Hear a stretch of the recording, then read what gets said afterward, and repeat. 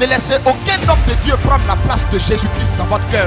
Ne laissez aucun pasteur prendre la place de Jésus-Christ dans votre cœur. Ton rôle, c'est d'aimer ton pasteur. Ton rôle, c'est de prier pour ton pasteur. Ton rôle, c'est d'honorer ton pasteur.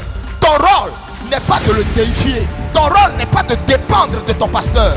C'est quel évangile où on vous amène à dépendre de l'homme de Dieu? Si l'homme de Dieu n'est pas là, ça veut dire que le ciel est fermé. Qui t'a dit que toi tu ne peux pas prier et puis Dieu va t'écouter? Et puis on croit que avant d'être exaucé, il faut d'abord dire le Dieu de mon père, le Dieu de mon père. C'est de l'idolâtrie. Jésus-Christ est venu à la croix, il est mort, il nous a donné son nom. Il dit en mon nom, vous demanderez, cela vous sera accordé. Mais pour vous amener à être dépendant d'eux, on vous présente un évangile maçonnique du genre, quand tu pries, Élisée a prié, il a pris le manteau d'Élie, il a frappé les eaux du Jourdain en disant, où est le Dieu de mon père? Où est... Sortez de ce genre d'évangile là. Sortez de ce genre d'évangile. Il a dit où est le Dieu de son père? Parce qu'en ce moment là, Dieu n'avait pas encore donné son nom. C'était à Moïse seul à qui il avait dit je suis. Le nom de Jésus n'avait pas encore été révélé. C'est pourquoi il a dit où est le Dieu de mon père? Parce qu'il ne connaissait pas son nom. Il allait dire quel nom? Au temps d'Élisée, son nom n'était pas révélé. Quand vous lisez le livre de 1 Pierre dit, il a caché même cette gloire aux anges qui voulaient jeter leur regard pour comprendre quel est le mystère. Christ est un mystère. Nous qui vivons le temps de la grâce, on est plus béni que le temps d'Élisée. Il ne connaissait pas son nom. Tu as déjà entendu qu'on dit Élisée a chassé un démon? Parce que pour chasser un démon, il faut nommer la puissance avec laquelle tu le fais. Pourquoi Élie faisait descendre le feu du ciel, mais ne n'arrivait pas à chasser un démon? Par contre, on a appris qu'il y a eu des morts qui ont été ressuscités.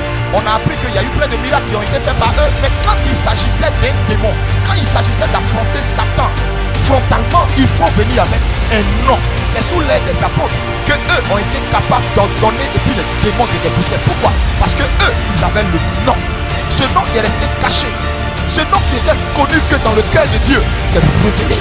Et des hommes de Dieu veulent voler la vedette à ce nom. Des gens veulent voler la vedette à ce nom. Des soi-disant mamans prophétesses veulent voler la vedette à ce nom. Et puis tu la vois, on dit quand tu pries là, si tu as prié, maman prophétesse n'a pas validé, Dieu n'a pas exaucé. Mensonge. Chez toi à la maison, ferme-toi. Dis Jésus-Christ de Nazareth. Jésus-Christ de Nazareth, mon Dieu, mon roi, mon Père. Tu es d'accord avec.